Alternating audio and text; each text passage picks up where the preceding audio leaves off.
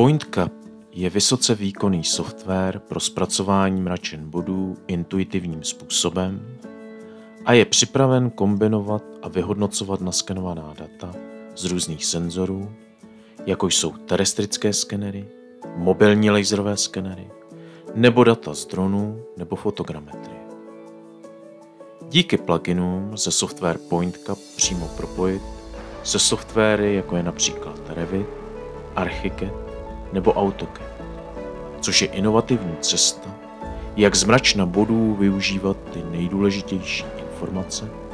a převádět je na objekty ve zmíněných softwarech.